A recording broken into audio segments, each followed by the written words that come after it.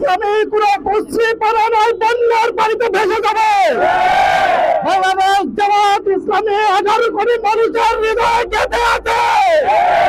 বাংলাদেশ জামাত ইসলামের poster, billboard, festoon ছিঁড়ে ফেলা যাবে, হৃদয় থেকে মুছে ফেলা যাবে না। আজকে যারা বিলবোর্ড, ফেস্টুন ছিঁড়ে ফেলেছেন, আপনাদেরকে সতর্ক করতে চাই, আগামী দিনে এরকম অন্যায় করলে আপনাদেরকে ডিসপ্লের মাধ্যমে আপনাদের অপকর্ম দেখাবো। এদেশের জনগণ তখন সিদ্ধান্ত নেবে আপনারা কি করবেন। সম্মানিত উপস্থিতি, আমরা দেখেছি আমাদের জনপ্রিয়তায় তারা ঈর্ষাকাতর হয়ে গেছে, তাদের হৃদয়ের গভীরে ভয় ঢুকে গেছে, তারা ভয় ভীত হয়ে এই কাজগুলো করছে।